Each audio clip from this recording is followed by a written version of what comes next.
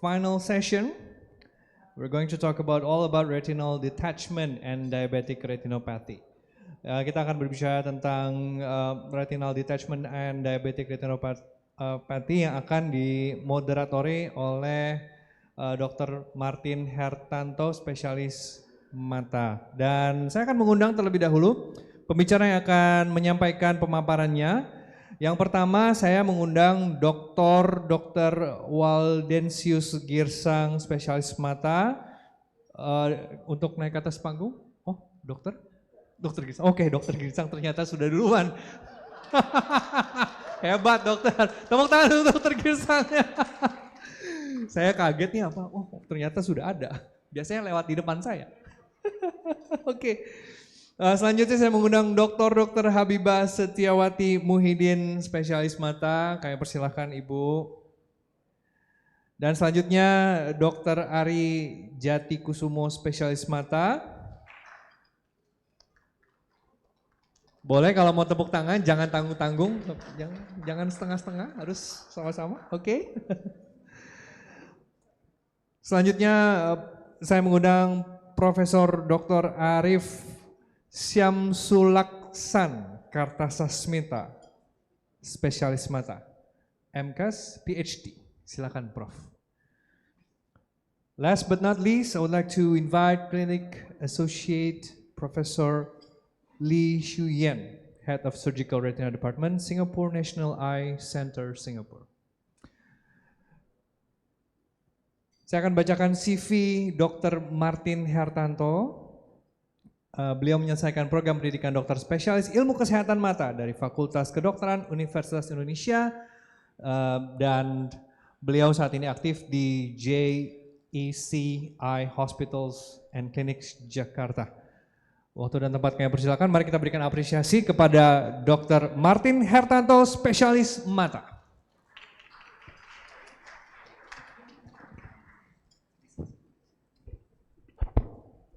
Terima kasih MC atas perkenalannya. Selamat sore para peserta seminar.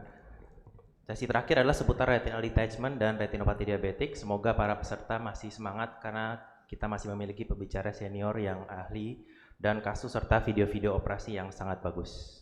I will try my best to lead this session in bilingual. I will go back and forth from English to Bahasa Indonesia. I hope the audience as well as the speaker can understand my English. So without further ado, I would like to introduce our first speaker, is Dr. Waldensius Girsang. Dr. Girsang completed his ophthalmology training in Faculty of Medicine Universitas Indonesia.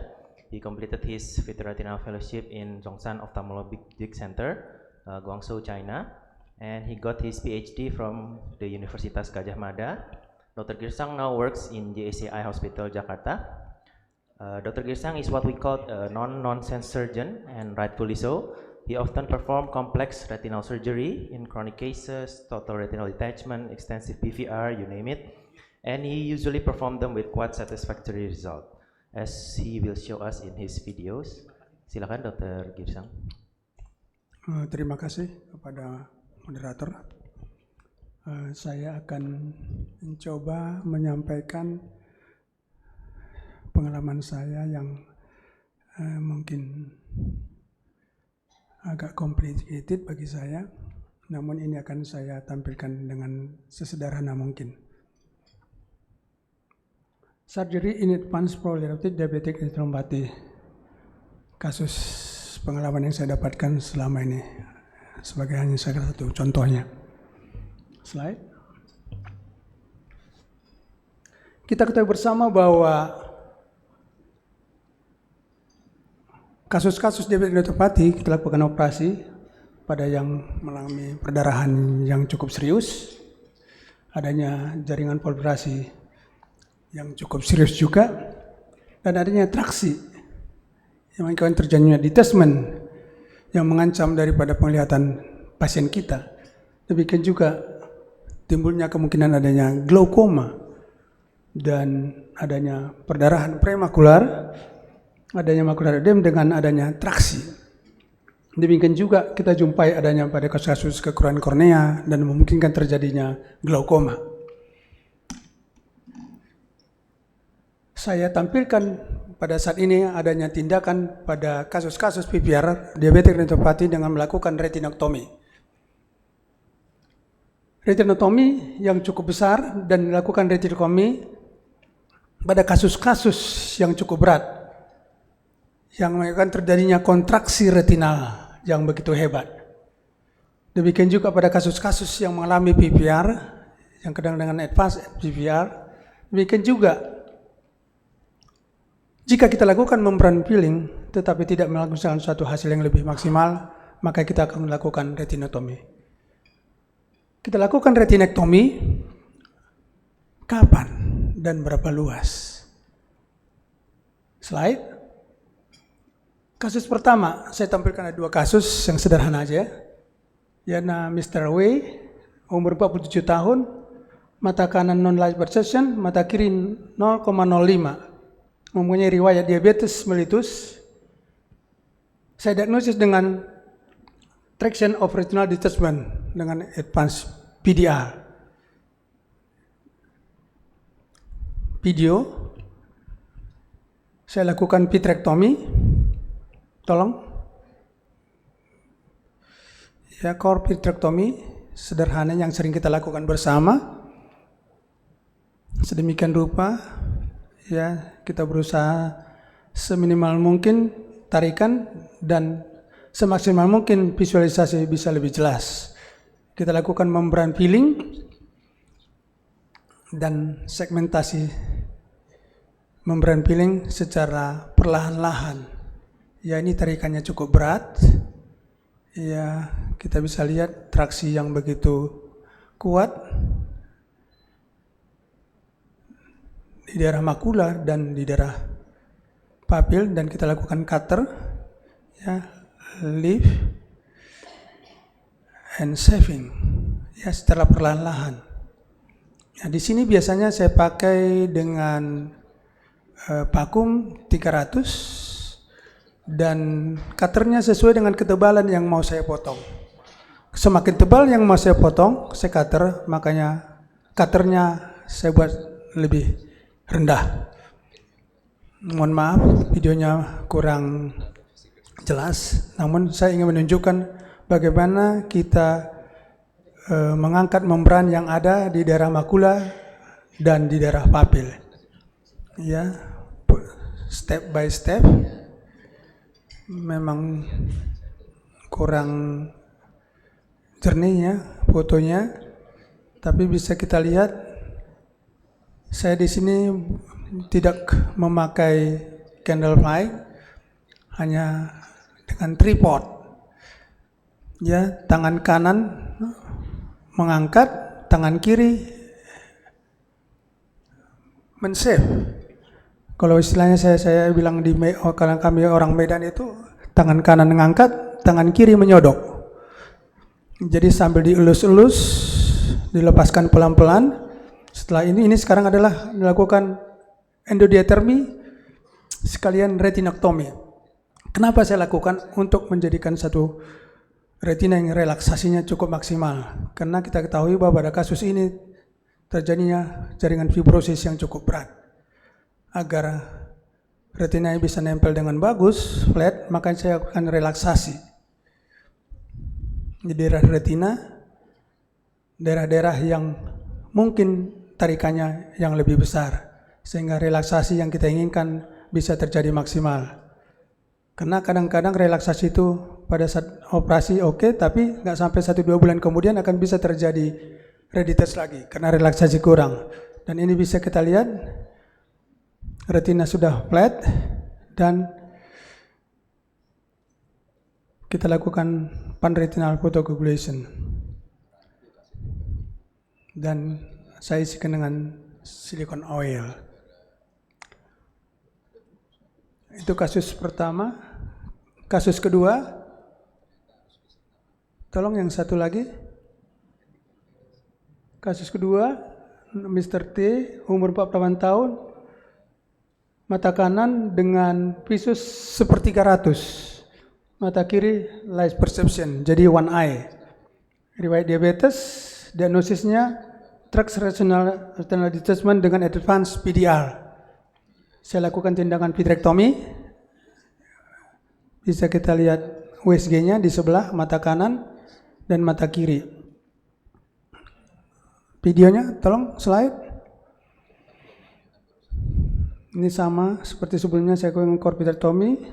Setelah itu saya lanjutkan dengan membran filling. Ya, seperti yang sebelumnya, video-video sebelumnya dengan pakai candle flying, tapi saya tetap memakai dengan tripod. Ya, vitrektornya saya coba mengangkatnya dengan vitrektor dan sekalian dengan alat retinektomi.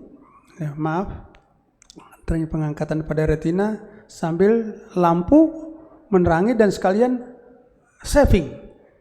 Ya, sekalian dioles-oles, dielus-elus gitu loh. Jadi lepas pelan-pelan.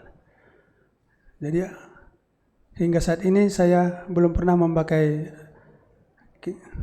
candle lighting, cukup hanya tripod. Ya, pelan-lahan, penuh ketenangan, kesabaran, kekuatan tarikan itu sesuai dengan perlengketan. Tapi kadang-kadang di daerah yang sudah tebal sekali bisa terjadi robekan, dan ini yang kita buat seminimal mungkin. Ya, ini kasusnya cukup betul-betul lengket. Jadi yang membukanya itu adalah dengan lampu sekalian. Lampu menerangkan dan lampu melepaskan perlengketan antara retina dengan membran yang terjadi. Perlahan-lahan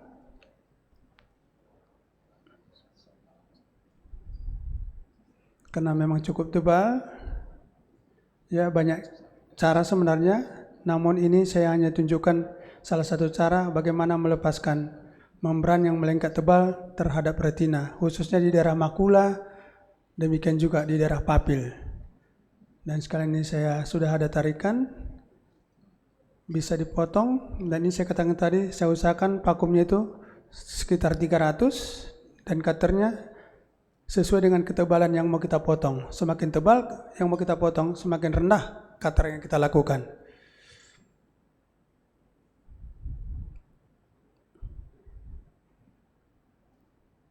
Tetap lift and saving, perlahan-lahan selesai. Kita lakukan endodiatermi dan retinektomi. Kenapa saya akan retinektomi? Sekalian untuk mengeluarkan subretinal fluid yang berada di subretina supaya ada jalan keluar. Baru saya laser, masukkan silikon oil. Terima kasih.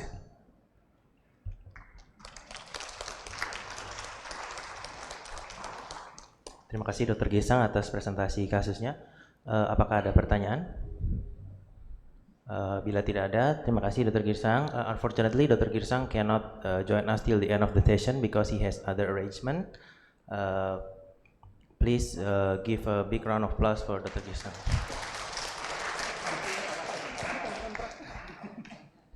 Ya, mungkin saya akan perkenalkan pembicara kedua. For our second speaker is Dr. Habibah Muhyiddin. She is a senior lecturer in Universitas Hasanuddin, Makassar, and a veterinary surgeon in JC Orbita and Universitas Hasanuddin Hospital. She completed her ophthalmology training from the same university and had her retina fellowship in Universitas Indonesia and also JSCI Hospital. To add to that, she also has high interest in community ophthalmology and very passionately involved in many community ophthalmology projects in South Sulawesi. Silakan Dr. Habibah. Terima kasih. Assalamualaikum warahmatullahi wabarakatuh. Selamat sore. Slide. Ya, ini ada beberapa.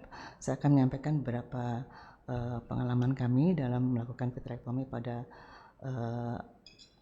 rheumatogenic retinal detachment dan VDR. Prinsip terapi retinal detachment saya kira kita semua ketahui adalah reattach dan menutup lubang. Ini saya kira kita lewat saja. Saya akan ke kasus yang ketiga. Ya, ini laki-laki dengan retinal detachment yang tiba-tiba hampir 270 derajat yang sangat luas, kemudian pada operasinya seperti 300. Kalau tadi kita melihat satu lampu yang baru ya, chandelier, kami tidak punya, jadi kita menggunakan tambahan port lagi, jadi supaya operatornya bisa bekerja by manual. Saya kebagian pegang lampunya, yang operasinya itu kami punya trainee yaitu Dr. Windy. Jadi dia bisa bekerja dengan baik dengan menggunakan 2 tangan. Ya, jadi pada kami gunakan heavy fluid, sesudah itu rata langsung dilakukan laser fotokoagulasi di hampir 360 derajat. Kemudian setelah dilakukan air fluid exchange, ditutup dengan silicone oil. Hari pertama post-op visual acuity sudah menjadi 3/60. Kasus yang kedua adalah sebenarnya ini kasus yang biasa. Kenapa saya sampaikan? Saya ingat waktu saya diajar sama Dr. Syakon dulu, SB dengan Vitrex itu satu paket. Kami diajar melakukan keduanya, tapi semakin lama semakin malas. Jadi Vitrex terus. Akan tetapi pengalaman memperlihatkan bahwa kasus redetach terutama bila terjadi lubang di bagian inferior itu sangat cukup banyak, sehingga setelah itu saya memutuskan, saya kira kami semua tim di rumah sakit kami, kalau ada break di inferior itu sebaiknya pakai SB. Dan alhamdulillah kalau selama kami melakukan follow up jauh lebih stabil dan cukup dengan gas, tidak perlu kita menggunakan silicone oil. Ini adalah pengalaman kami dengan vitrectomy pada diabetic retinopathy. Kita ketahui bahwa sebenarnya treatment utama diabetic retinopathy adalah laser fotokoagulasi untuk mencegah pengembangan dari VEGF, sehingga apapun kita lakukan agar kita bisa betul-betul bisa melaser sehingga tidak terjadi kerusakan yang lebih parah. Slide. Videonya. Ya. Ini seorang wanita, ya, masih sekarang ini agak mengerikan. Pasien-pasien muda itu datang dengan vitreous hemorrhage seperti ini, sangat luas, ya. Akhirnya kami lakukan pengangkatan vitrectomy, darah diangkat seluruhnya, kemudian kita lakukan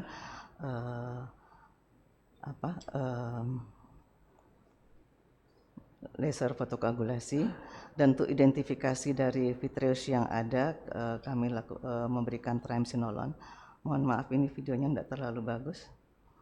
Nah,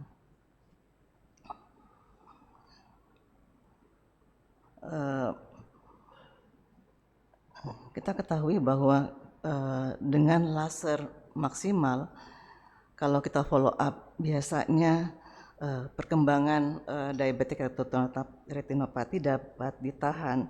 Akan tetapi ini saya bawa, ini sebenarnya kasus simple.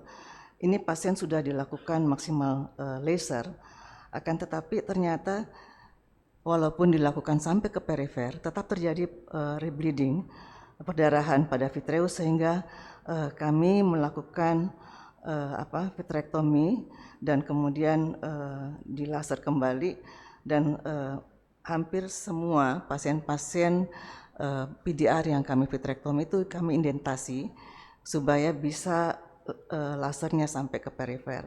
Ini sekedar mengingatkan bahwa follow up itu sangat penting walaupun kita sudah memberikan PRP yang maksimal. Kasus yang berikutnya, ini laki-laki dengan VDR retraction retinal detachment. Kalau kita lihat di bagian temporalnya itu masih lumayan, tapi di bagian nasalnya itu sudah terjadi traction retinal detachment. Kalau saya sendiri biasanya saya laser sebanyak-banyak yang saya bisa. Kemudian saya melakukan pendekatan ke area yang sulit, karena biasanya tiba-tiba ada perdarahan, maka seluruh retina jadi lebih susah dilakukan laser. Nah, setelah bagian yang sulit ini dilepaskan fibrosisnya, kemudian dilakukan air fluid exchange, kami bisa lagi menyambung tindakan laser pada daerah yang sisa, baru ditutup dengan silicone oil. Ya. Nah, ini pasien yang sebenarnya sangat sering kita dapatkan. Ini menunjukkan bahwa di teman-teman kita di daerah itu yang seharusnya menjadi ujung tombak untuk laser fotokoagulasi itu tidak jalan. Barangkali ini merupakan PR besar buat INAVRS, bahwa kita harus betul-betul di perifer itu pencegahan diabetes retinopati dengan meningkatkan laser fotokoagulasi di perifer itu harus betul-betul kita laksanakan supaya jangan sampai selamanya kasus-kasus yang di-refer ke kita itu adalah kasus yang sangat complicated seperti ini. Dan ini bukan sedikit, ini hampir tiap hari kita dapatkan kasus seperti ini. Nah, ini kita lakukan vitrektomi, angkat membrannya, kemudian kita tutup dengan silicone oil. Terima kasih. Thank you, Dr. Habibah, for the excellent presentation. Apakah ada pertanyaan? We welcome any question in Indonesian, in English, no problem. Oke, mungkin kalau misalnya ada pertanyaan, mohon nanti bisa mendekati mic ya untuk menghemat waktu. Martin. Ya, Dr. Ari, silakan dok. Untuk Dr. Habibah tadi penggunaan band itu untuk buckle, apakah ada ukuran khusus yang biasa dipakai oleh Dr. Habibah untuk kasus-kasus retinal detachment? Kalau saya sih biasanya jika pakai yang biasa yang 240 band itu apa ada tipe yang Dr. Habibah pakai selain itu mungkin yang biasa dipakai misalnya? Sebenarnya kita tidak ada pilihan lain yang disediakan oleh rumah sakit yang 240. Sekarang ini atas permintaan dokter lain kita sudah juga cukup siapkan juga tire. Ya, tapi saya lebih suka yang ini karena lebih gampang. Ya. Mungkin ada pertanyaan lagi, Dr. Habibah. Tadi sempat ada 2 poin, ada combined vitrectomy dengan scleral buckle gitu. Mungkin in which cases that a combined vitrectomy and scleral buckle is the preferred option, and probably what's the consideration of what kind of cases?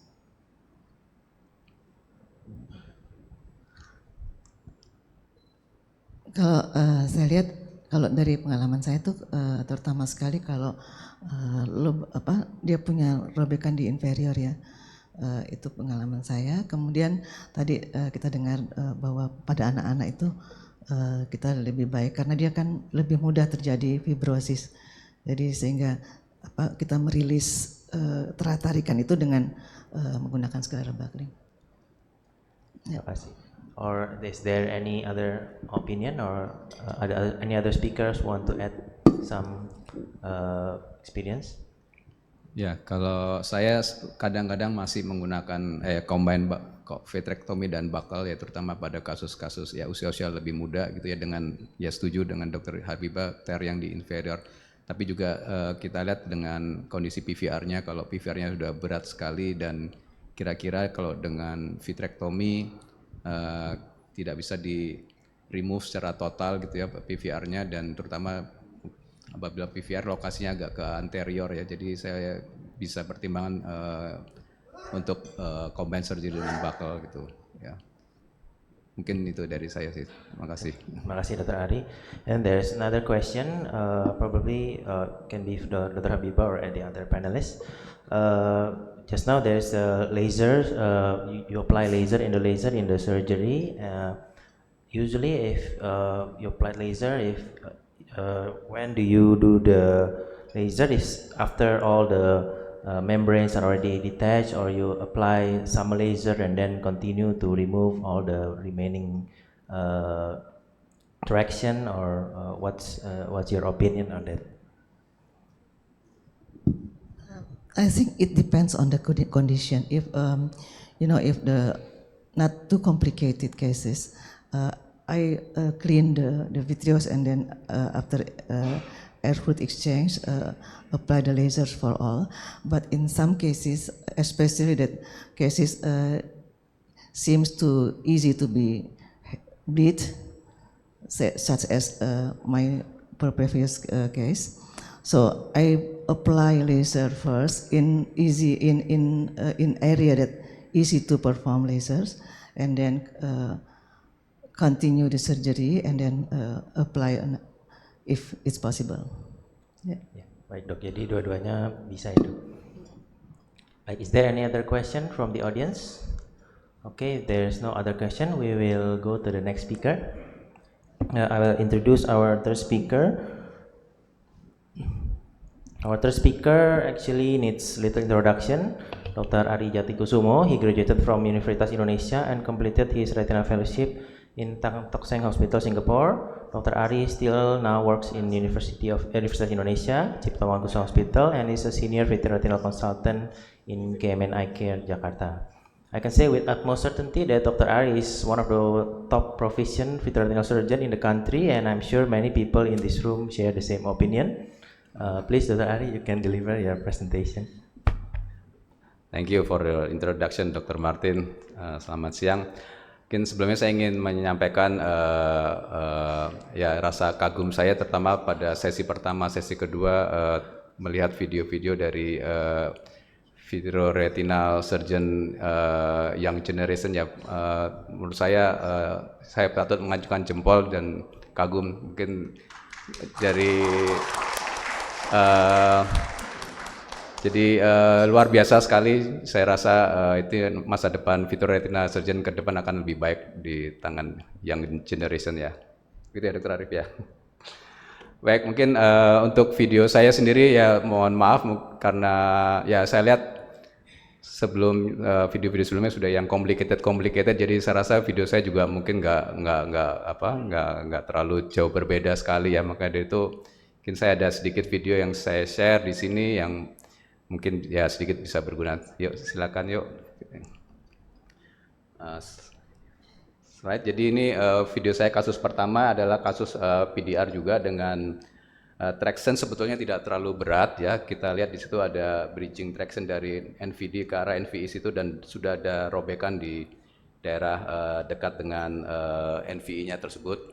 Jadi yang saya lakukan di sini adalah kita aspirasi saja subretinal fluidnya dan kita bisa lihat keluar dan paling enggak itu bisa membuat retina juga sedikit agak flatten ya. Dan terakhir ini yang memang sebetulnya kalau sudah kita bebaskan traksinya harusnya sih cukup kita langsung bisa lakukan fluid gas exchange ya. Tapi ya saya masih agak berusaha supaya bisa paling enggak melakukan delaminasi terhadap sel satu membran itu neovascular membran yang ada di daerah arkada tersebut.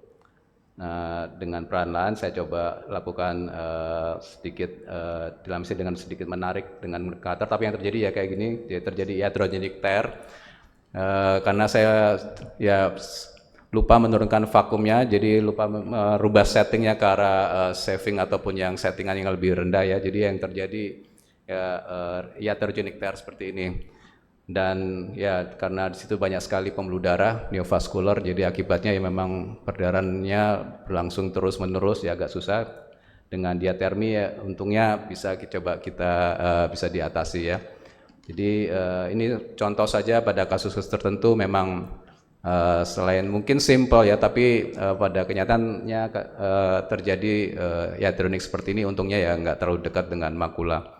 Dan ya yang tadinya mungkin simple hanya dengan gas cukup bisa, tapi rasanya dengan break yang segitu besar mau nggak mau saya harus lakukan tindakan dengan pemasangan tampon ada silicone oil. Ya ini contoh kasus untuk diabetic retinopathy. Ya, slide berikutnya. Nah ini kebetulan saya berkesempatan mencoba try out pertama Neva Nexus ya dari optik tunggal. Minggu lalu saya kerjakan ini, kasus sebetulnya juga mungkin nggak terlalu heboh juga ya, katarak dengan vitreous hemorrhage. Awalnya saya expect ada semacam kasus yang complicated di belakang setelah kita lakukan pembersihan katarak dan vitreous hemorrhage-nya. Tapi Ya kita coba saksikan dulu. Ini dengan sistem VECO yang ada di Nexus juga menggunakan sistem yang sama. Kalau ditanya perbedaannya dengan sistem yang lain, ya sebetulnya boleh dibilang ya tidak terlalu jauh, tapi ya lebih stabil saja daripada sistem EVA yang lama ya. Pada EVA Nexus ini kataraknya juga sebetulnya juga tidak terlalu berat juga. Oke. Ya ini sebenarnya hanya katarak yang simple juga. Cuman ini karena pada acara optik tunggal ini launching Nexus, jadi sedikit disuruh pamer dulu katanya dengan mesin ini. Oke. Nah setelah kita lensa dipasang, ya kita lanjutkan dengan pemasangan trokar 25G. Pada kesempatan ini saya diberikan kesempatan pakai 25G-nya. Ya seperti yang setting yang lama, jadi cukup simple, dan ternyata memang setelah kita lakukan vitrectomy core ya keadaan posteriornya nggak terlalu heboh sekali sih ya, cuman saya bisa merasakan dengan menggunakan 25G pada sistem Nexus ini ya vitrectomy time-nya cukup singkat sekali, mungkin ya nggak sampai 3 menit, 5 menit juga udah selesai, udah habis semuanya ya. Dan saya biasanya memang kalau pada kasus-kasus vitrectomy itu karena kita bisa mengontrol IOP-nya ya, jadi IOP-nya kita usahakan memang jangan terlalu tinggi ya, karena pada kondisi tertentu kita mesti ingat pada kasus diabetik terutama ininya perfusinya tidak terlalu bagus, jadi kita bisa atur supaya jangan sampai terjadi gangguan pada sistem perfusi di pembuluh darahnya. Ini yang kasus kedua dengan retinal detachment, ya ini juga baru minggu lalu, hari Sabtu lalu, pasien dengan phakic ya, retinal detachment. Kita lakukan vitrectomy dengan 25G. Ini gambaran internalnya, kita bisa lihat retinal detachment terutama di daerah temporal ya, dari papil, dan breaknya ada terletak di daerah inferior nasal, jadi nanti kita bisa lihat di daerah sini ya kalau nggak salah ya. Ya, ini standar saja dengan cutter full gitu ya, 16.000 cut per menit ya ini ya, dengan vakum 600. Dan kita bisa lihat di sini tampak di ujung temporal sini ya gambaran dari berubah lagi. Bisa di fast forward lagi ya? Nggak bisa ya? Berulang lagi nih. Bisa dipercepat lagi nggak di fast forward, fast forward? Terus. Ya, stop. Ya. Fast forward lagi, dikit lagi. Oke. Ya jalan dulu deh. Ya lagi. Ya oke. Kebablasan balik lagi bisa nggak? Sorry ya, maaf ya. Lagi di fast forward. Ya stop. Ya sini ya. Oke guys, lanjut. Nah, kita bisa lihat di sini lattice dengan hole ya, daerah sini. Nah, pada daerah tersebut biasanya karena ini cukup anterior ya, dan ini pasien dengan phakic, saya masih berusaha untuk mempertahankan lensanya supaya jangan sampai terkena instrumen. Dan dari lubang di sini ada lubang kecil sekali di daerah inferior temporal tersebut. Kita lakukan internal drainage ya dengan menggunakan fluid needle yang aktif ya, dari produk dari Doc juga. Oke, sebentar ya.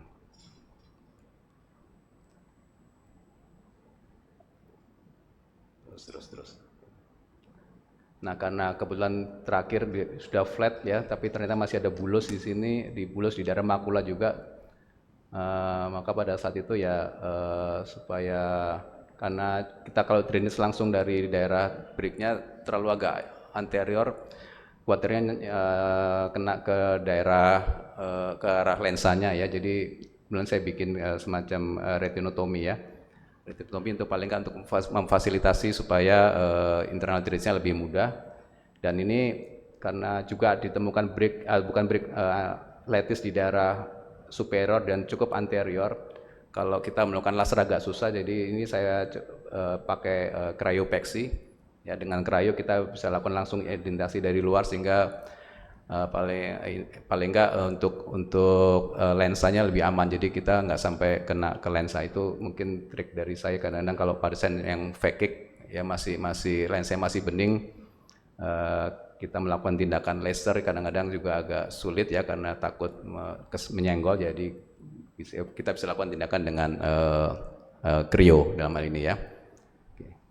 Jadi saya rasa itu mungkin nggak terlalu complicated sih untuk kasus ini ya, tapi paling nggak ini yang pengalaman yang saya menggunakan mesin EVA Nexus.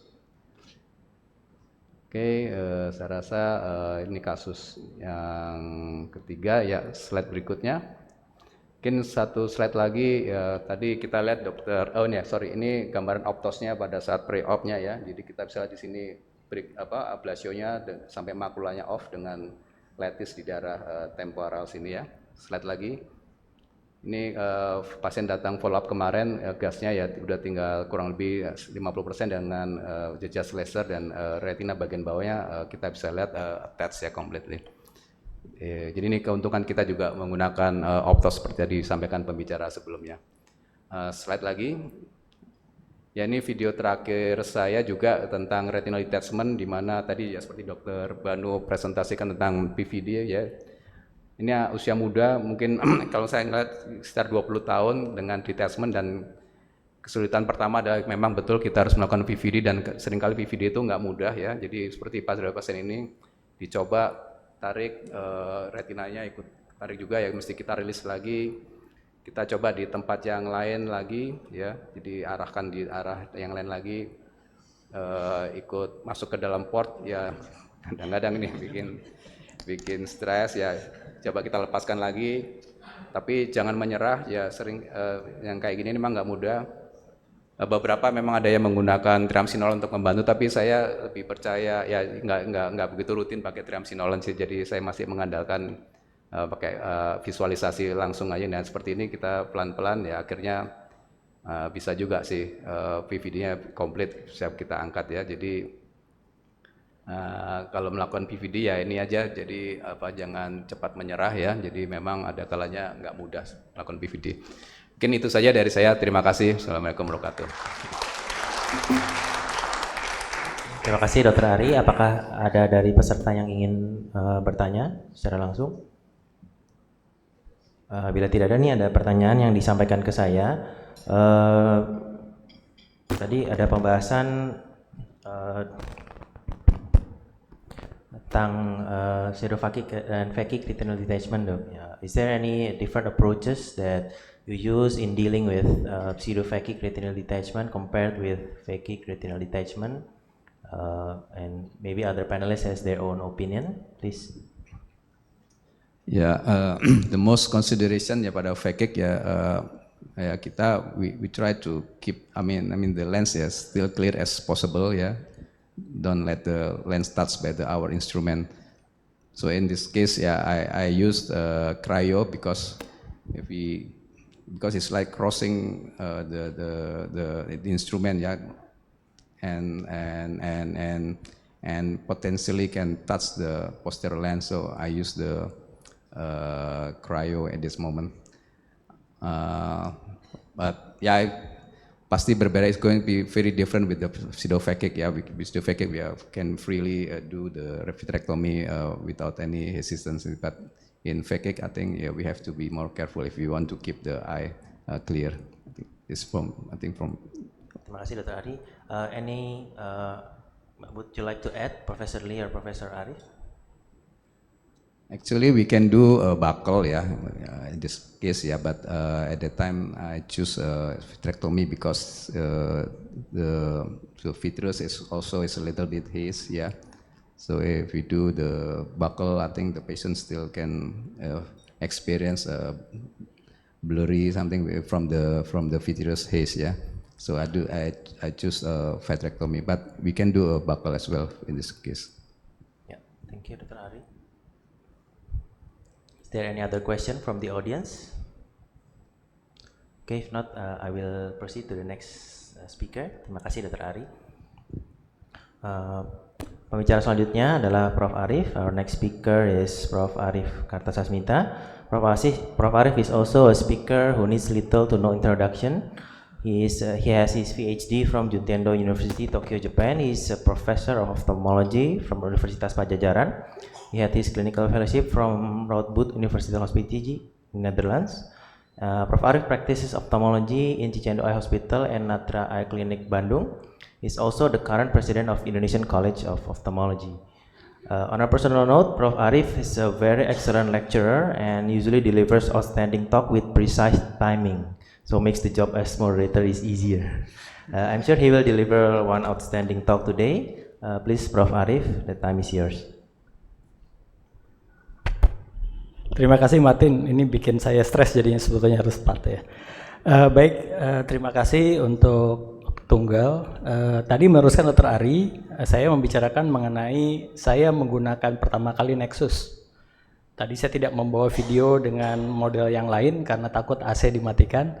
Jadi saya menampilkan video Nexus yang pertama kali saya lakukan di Cicendo. Mungkin kasusnya tidak sulit-sulit, saya tidak pandai melakukan hal yang sulit. Jadi mungkin yang mudah-mudah saja. Boleh, Nes, silakan. Saya cerita pertama kali ini menggunakan Nexus. Kami di Cicendo punya 3 mesin, satu Alcon, satu Bose & Lomb, dan satu lagi dari Dorce. Kami di Bandung nyebutnya Dorce begitu. Ini kami menyampaikan saja, ini menggunakan trocar sistem yang bagus. Saya pikir cukup baik ya. Kita masuk dengan mudah dan tidak bocor.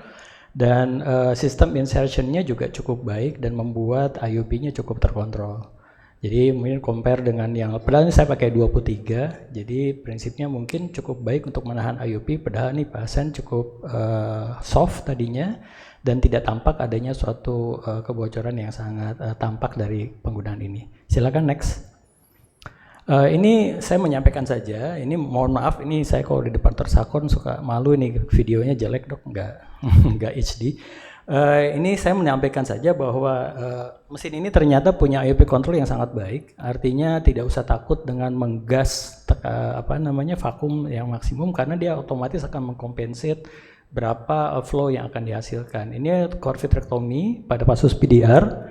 Dari sini saya mengambil semua, tampak tidak kempot bola matanya, padahal saya tarik sampai 600 dan cukup baik juga untuk melihat dan sampai ke perifer. Dan pada saat ambil ke perifer, tampak retina juga koroid tidak bergerak-gerak seperti seharusnya kalau memang terjadi pada kasus yang lain. Silakan next. Ini saya menyampaikan saja, ini pada fluid air exchange, mohon maaf saya pakai extrude dan mengambil perdarahan di depan, ini traksi sudah habis diambil dan saya menggunakan vakum sampai 600, tetapi compensated ini terjadi, artinya tidak sampai juga bola mata mendekati ke ujung dari fluid needle. Dan saya juga bisa melakukan flashing, dan flashing ini juga terjadi baik. Dan ini saya menyampaikan karena mesin ini menggunakan laser dan ternyata lasernya cukup baik pada saat saya melakukan laser di sekitar traksi. Biasanya kalau kita laser di traksi kan kadang-kadang suka ada sedikit mengkerut, traksinya terbawa. Ini di edge dari traksinya ternyata cukup baik dan tidak menampilkan pengkerutan sama sekali. Jadi saya pikir kita bisa aman sampai ke pinggiran dan khusus kasus PDR bisa kita lakukan dengan baik. Ini kasus mirip yang Dr. Ari lakukan. Ini ada traksi, ini diambil. Biasanya saya tidak pernah menggunakan gunting, saya ambil traksinya di sini. Ini cukup besar lubang di sana.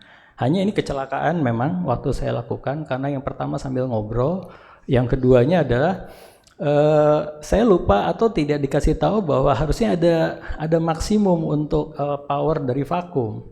Jadi begitu saya mengambil traksi yang di tengah, yang diambil bukan traksinya saja tapi retinanya juga keambil. Jadi nah ini hasilnya, ini cuma nunjukin saya laser dulu bagian yang perifer seperti Dr. Habibah tadi sampaikan.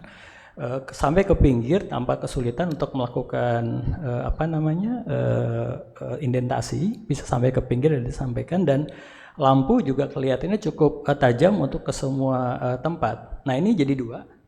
Jadi lucu ya, jadi 2, 1 jadi 2 sebetulnya bonus begitu, karena tadi akibat ngobrol, diajak ngobrol. Dan ini juga sama traksi, biasanya saya tidak mengambil ke daerah tengah papil, tapi saya lihat dulu apabila tidak ada NVD di belakang, maka saya coba bebaskan itu, dan saya biasanya ambil dengan vitrector dengan cara ini vakumnya 0, jadi saya gunakan ujung tip yang cukup tajam untuk bisa melepaskan traksi terhadap retina.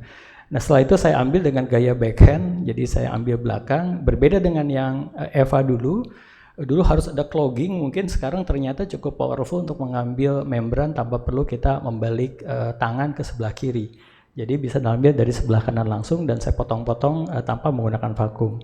Nah hanya begitu saya mau approach ke perifer, kelihatannya tidak mungkin pakai tangan kanan, tetap saya pindah ke tangan kiri dan saya bersihkan sampai ke perifer. Kelihatannya untuk PDR ini retina cukup stabil dengan Nexus dan tekanannya juga tetap stabil. Tampak di sini kalau jelas ini papil tidak tampak pucat, padahal saya cukup naikkan tekanannya. Ini pada kasus yang lain, pada kasus ablasio, ini pada perifer. Nah hanya memang pada ablasio nggak tahu gimana, apa saya yang kurang pandai begitu. Kelihatannya retinanya cukup agak mobile sekali, mungkin karena powerful mesinnya atau setting yang belum benar begitu, sehingga retina tampak tidak cukup stabil untuk bisa melakukan shaving di bagian perifer. Kebetulan saya juga tidak pernah menggunakan mode yang lain, hanya mode ocular vitrectomy saja, dan ini nah ini tampak kelihatan begitu saya ngambil ke perifer, dia retinanya bergerak mendekati kita. Jadi tidak boleh meleng, apalagi ngobrol, apalagi sambil nonton sepak bola begitu, itu berbahaya untuk vitrectomy lakukan seperti itu. Nah ini ablasio biasa, ini hanya menjauhkan sedikit, ini pada ablasio dengan macular hole, dengan pencahayaan lampu yang standar yang dari Nexus, ternyata visualisasi dari membran peeling, ILM peeling cukup baik, dan ini juga tampak pre-retinal juga bisa tampak jelas perdarahannya dan jelas batas dengan yang lain. Lagi ini juga mengenai masalah laser pada daerah traksi, tapi walaupun demikian tidak begitu jelas terlihat ya. Tapi prinsipnya ini yang tadi saya ceritakan di awal, pre-retina bisa dibersihkan, diambil semua vitreousnya, dan terakhir ini masalah silikon oil, membersihkan silikon oil kadang-kadang masih sisa emulsifikasi sedikit.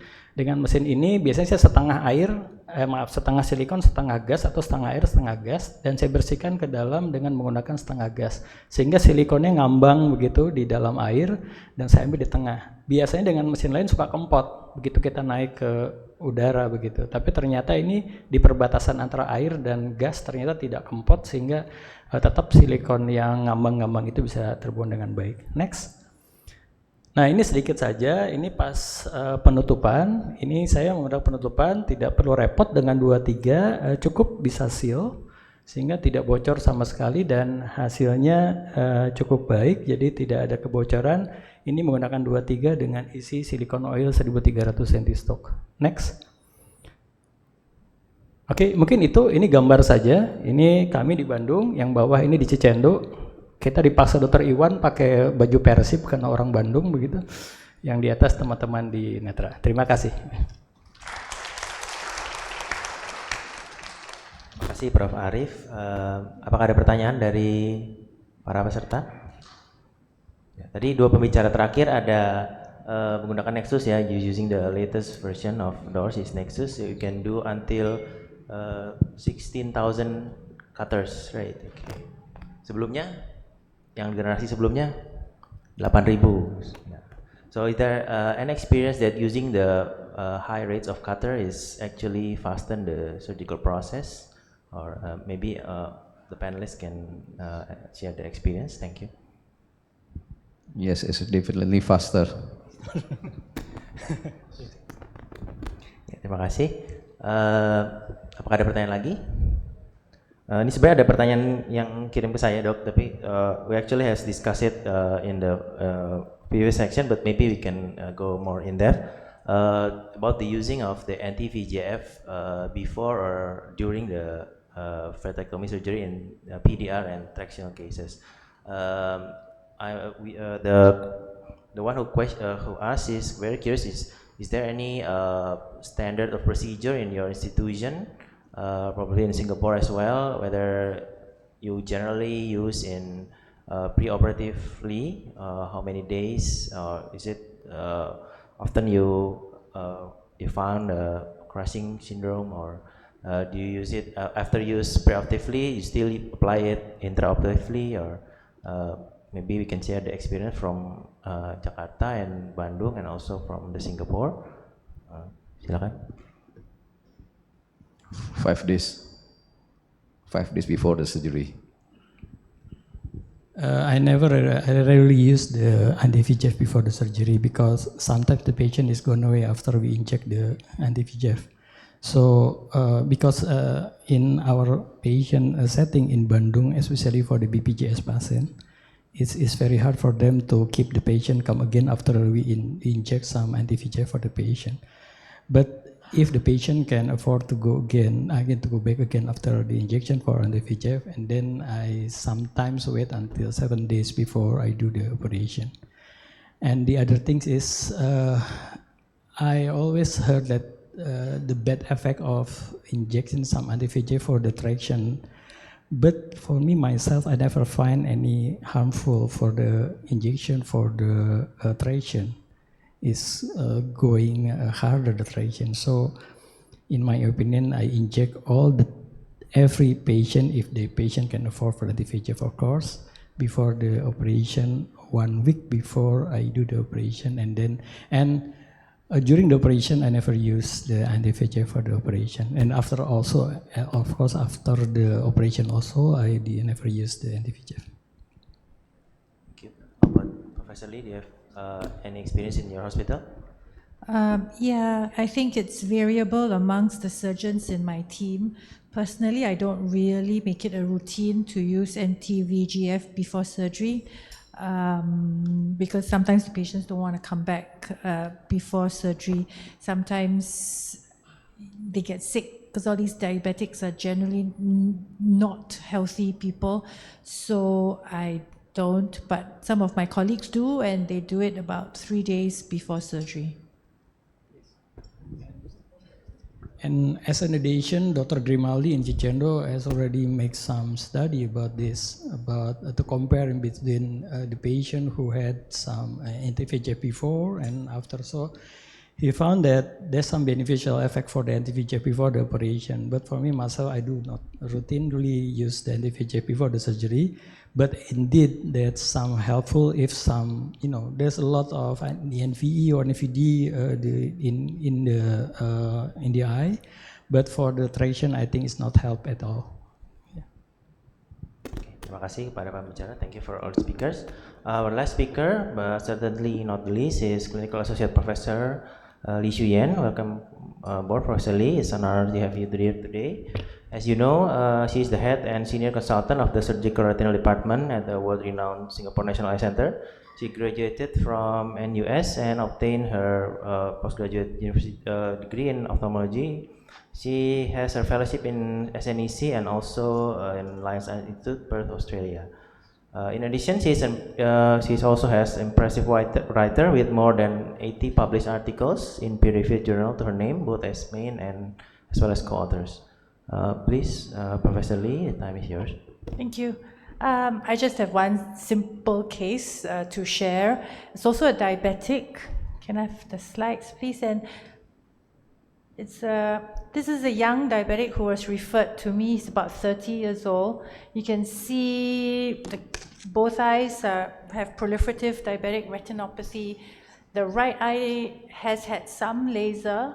The left eye, you see that there's a traction retinal detachment with significant pre-retinal fibrosis. Obviously, the left eye needs surgery, but I think for patients like this, you need to sit back, take your time, and plan the surgery, decide what you want to do, when you want to do, and how you want to do. I mean, 30-year-old diabetic, to reach this kind of situation, their general medical status would usually be very poor.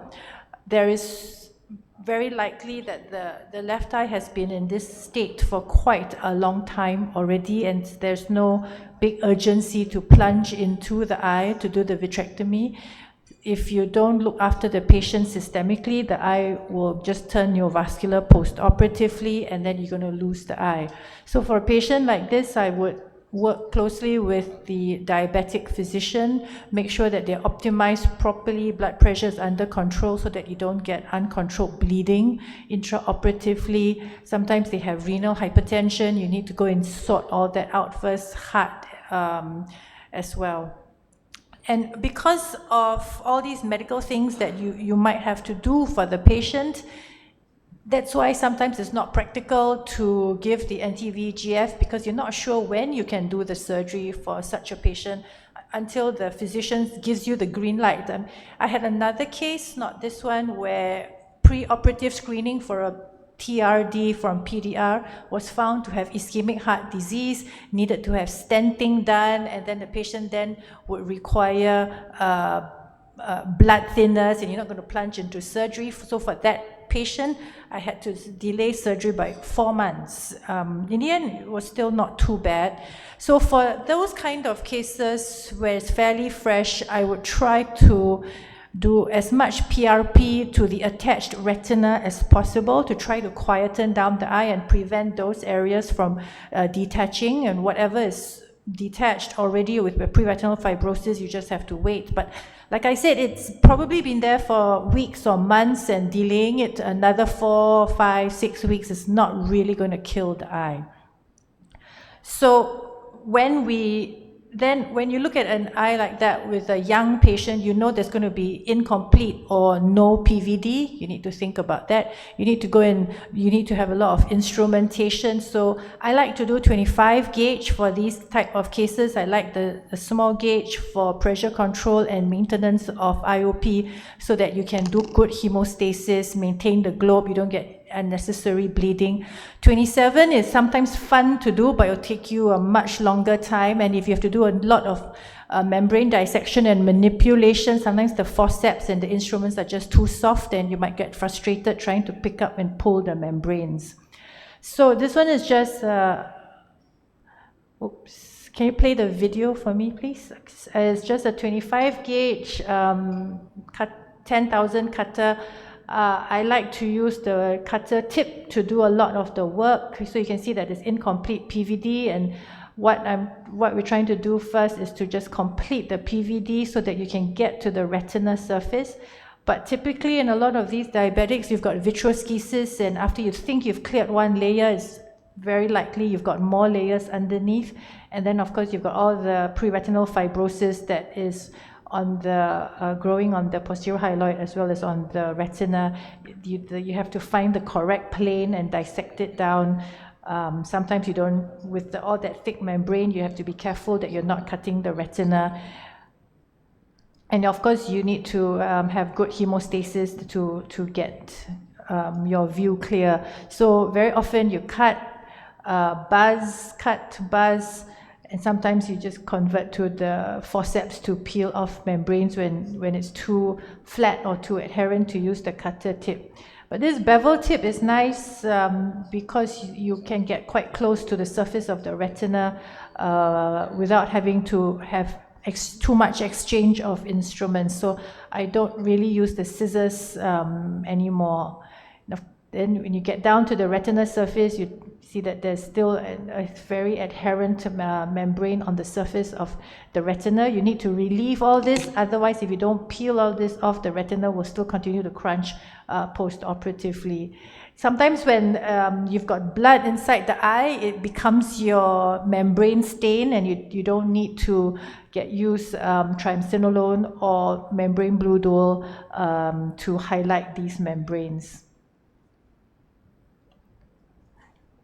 So this patient fortunately did quite well, and the retina recovered anatomically, but if you can see from the OCT, there's quite a lot of disruption of the inner as well as the outer retina. So although you can say, oh, we got it all anatomically attached, the reality is that the ischemia really killed the macula already. So we can only just preserve whatever vision we have in these eyes. Thank you.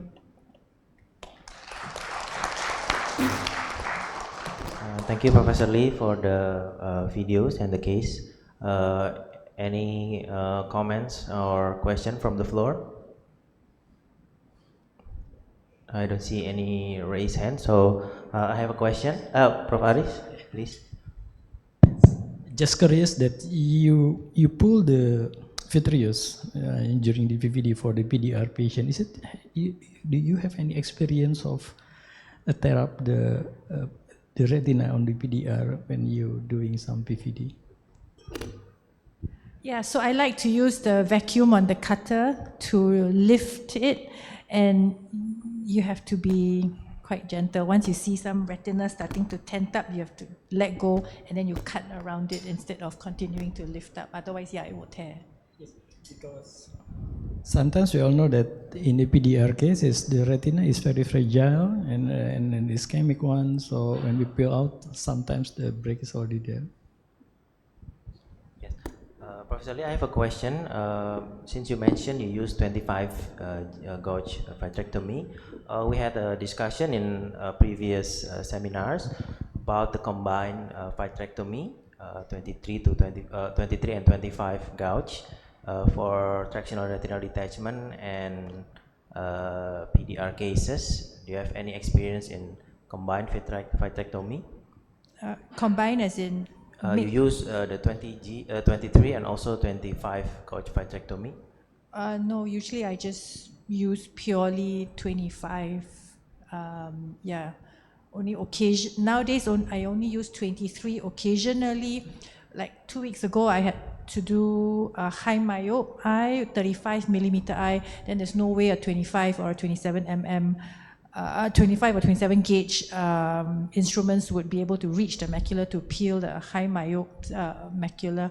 So those I would definitely use a 23, but my go-to is a 25, yeah, for my everyday cases. Is there any other question? We still have probably for one more questions.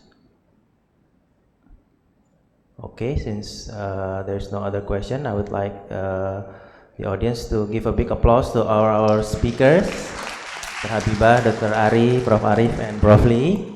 Thank you very much for sharing and the discussion. And I believe this is the last session of this seminar, and there will be other programs afterwards. Okay, thank you. I'll give the session to the MC. Ya, thank you very much, Dr. Martin. Mari kita berikan apresiasi terlebih dahulu kepada Dr. Martin yang sudah memoderasi sesi kita pada saat ini ya, sesi terakhir.